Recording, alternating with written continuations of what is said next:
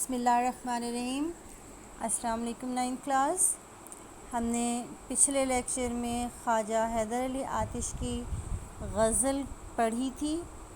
اس کے مشکل الفاظ کے معنی لکھے تھے اور اس کے مفہوم کو ڈسکس کیا تھا۔ آج ہم اس کے کچھ اشعار کی تشریح کریں گے۔ آج کا ہمارا جو مقصد ہے وہ یہی ہے کہ آپ ان اشعار کو اچھی طرح سمجھ جائیں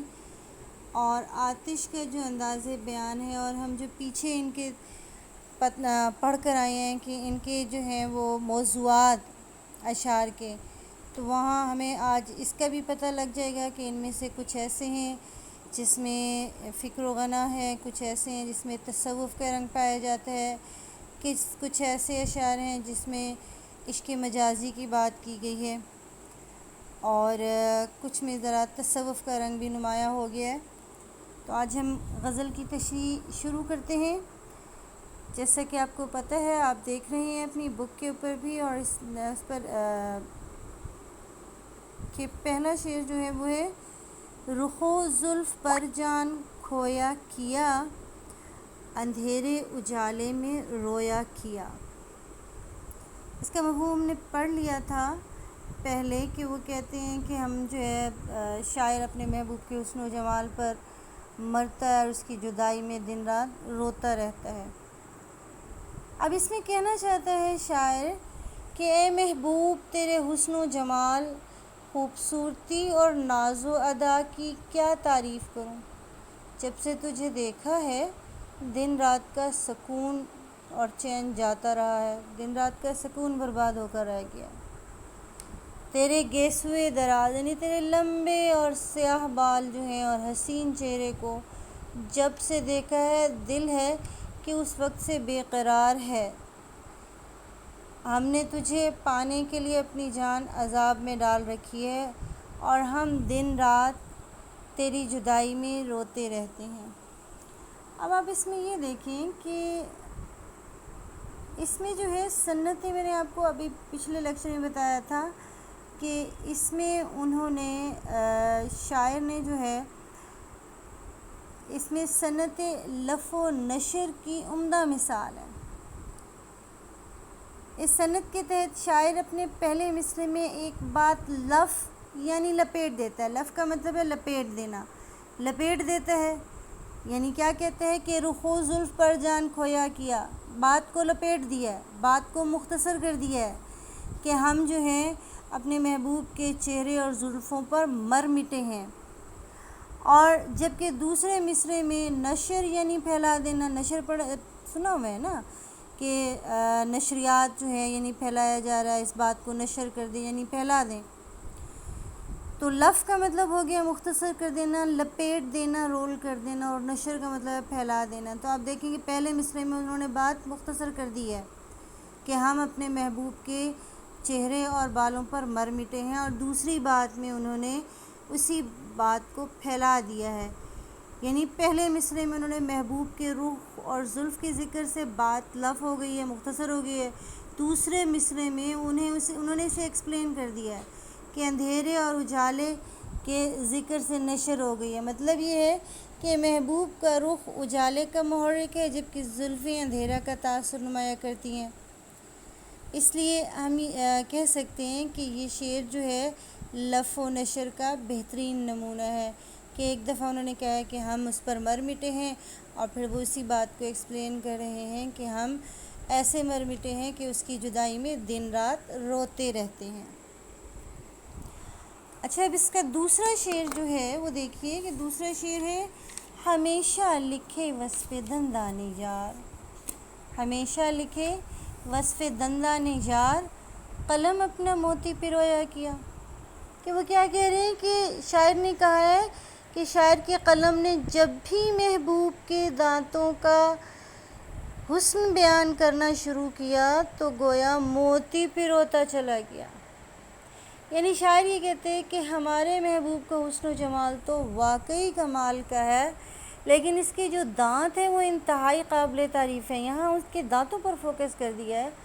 وہ دانت یوں لگتے ہیں جیسے کسی دھاگے میں موتی پرو دیے گئے، یعنی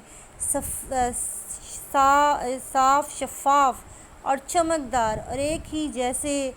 مناسب گھڑے ہوئے دانت، تو یہ موتی پرو دیے گئے ہیں۔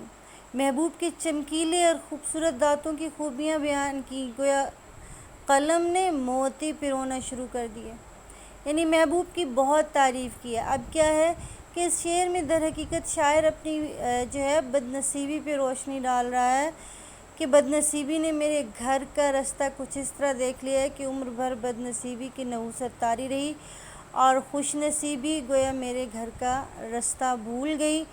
کہ میں صرف جو ہوں اپنے محبوب مجھ تک تو نہیں پہنچ رہا، بلکہ میں صرف اپنے محبوب کی تعریف ہی کیے جا رہا ہوں، کبھی اس کے چہرے کی، کبھی اس کے بالوں کی تعریف،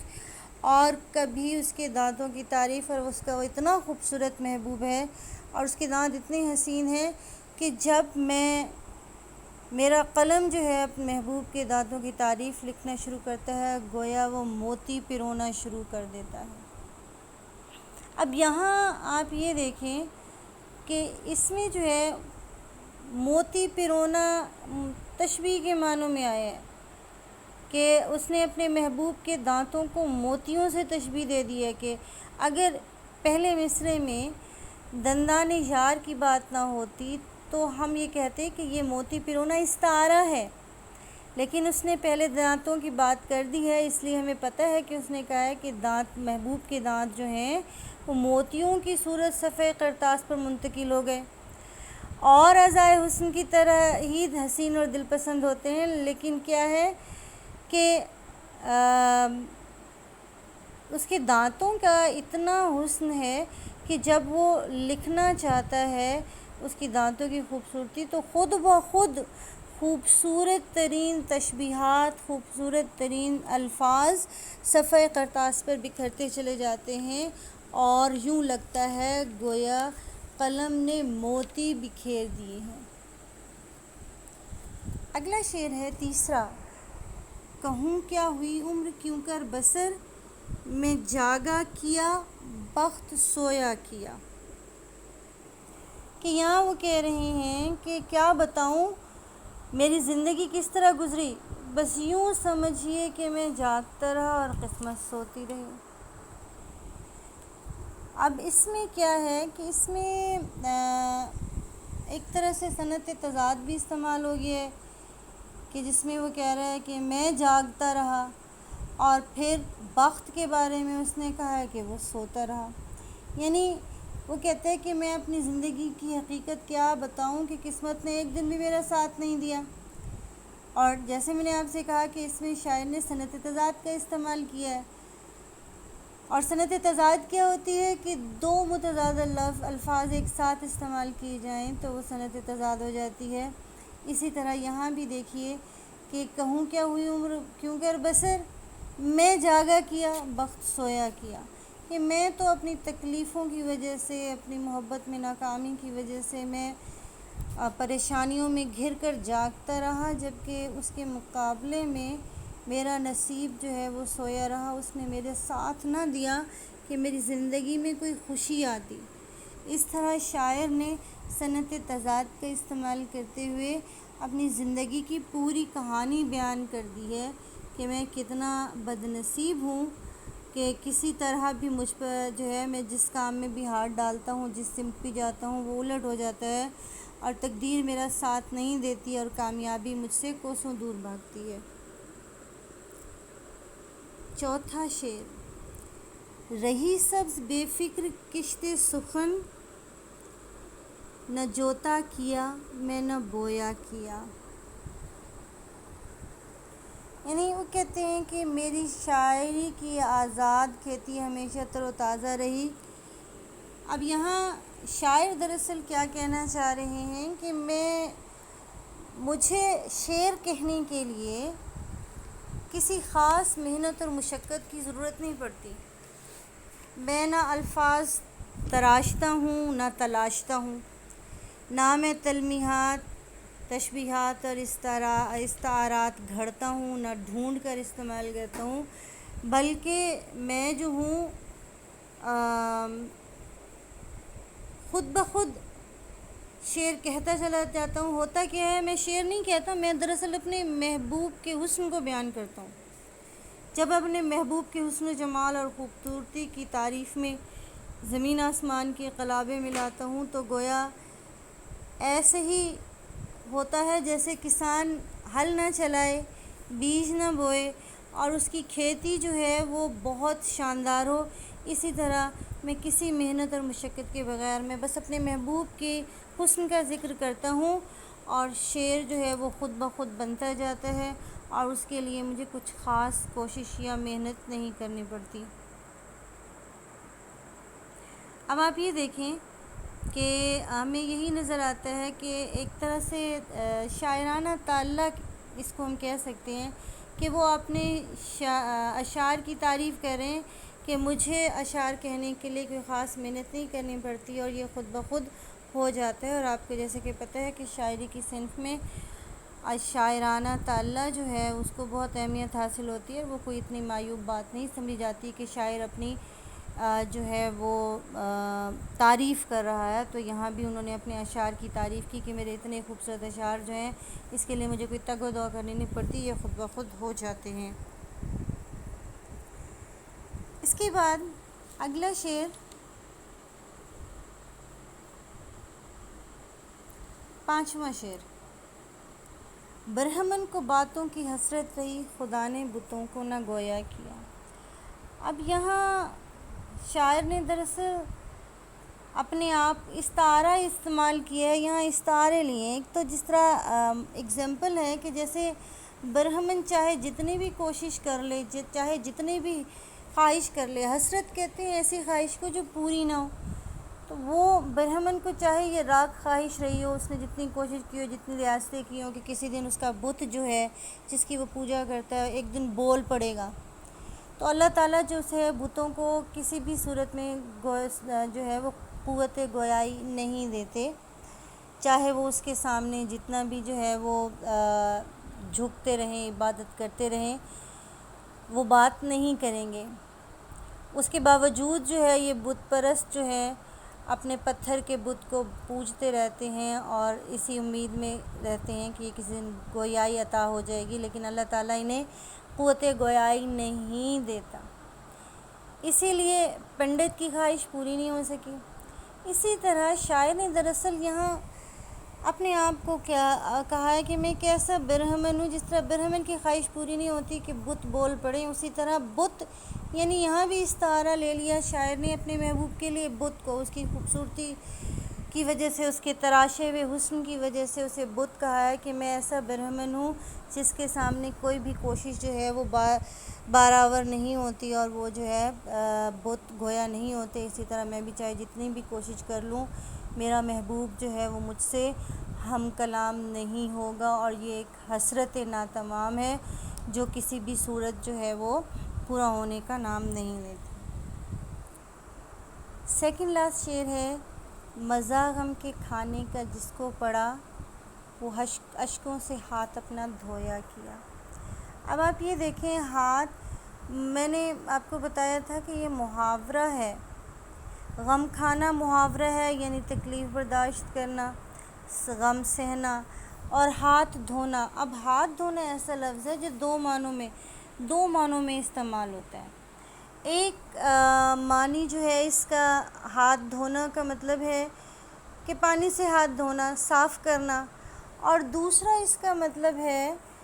میں نے آپ کو پہلے بھی بتایا تھا کہ ہاتھ دھونے کا مطلب ہے کہ خواہش کا پورا نہ ہونا، آرزو کا پورا نہ ہونا، ہاتھ دھونا۔ تو وہ یہی کہہ رہا ہے کہ محاورہ ہے ہاتھ دھونا، نقصان اٹھانا، مایوس ہونا، دستبردار ہونا، تو یہ سنت ایام ہے۔ اب اس میں کیا ہے کہ دو معنی بنتے ہیں اس کے۔ ایک تو یہ معنی بنتا ہے، یعنی تشریح طلب شعر میں ہم کہہ سکتے ہیں کہ ہاتھ دھونا سنت ایام ہے۔ ایام کی لفظی معنی ہے کہ وہم کے ہیں، یعنی وہم میں ہو جانا۔ اس میں کلام میں جو ہے وہ کیا ہے، یہ ایسا فکرہ لانا جس کے دو معنی ہوں، ایک قریب کے ایک بعید کے، اس کو سنت ایام کہتے ہیں۔ اب اس کا قریب کا معنی جو ہے، جو پہلی نظر میں پڑھنے والے یا سننے والے کے ذہن کے قریب ہوتا ہے وہ اس پہ غور کرو تو پھر ہمیں پتہ لگتا ہے کہ نہیں، یہ تو دور کا معنی استعمال ہو رہا ہے۔ اب آتش کے شعر میں قریب کے معنی ہے ہاتھوں کو اشکوں سے، ویسے تو ہاتھ دھونا یعنی پانی سے ہاتھ دھونا، یہاں وہ کہہ رہے ہیں آتش کہ میں آنسوؤں سے اپنا ہاتھ دھوتا رہا ہوں۔ لیکن غور کرنے پر جو دور کا معنی ہے وہ سمجھ میں آ جاتا ہے کہ شاعر کی مراد کیا ہے۔ شاعر کہتے ہیں کہ یعنی اس میں قریب کے معنی جو ہیں وہ کیا ہو گیا، ہاتھ دھونا ہے، جبکہ دور کے معنی کیا ہے کہ وہ اپنے اشکوں سے ہاتھ دھو بیٹھے ہیں، اشکوں سے محروم ہو گئے ہیں۔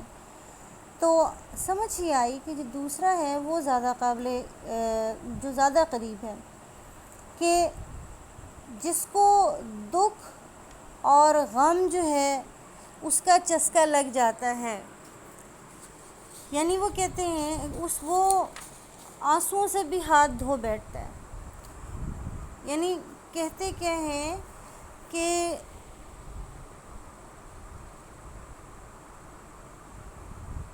شاعر اپنے بارے میں کہہ رہا ہے کہ میں فراق یار میں دکھ سہتے سہتے زندگی گزر گئی ہے،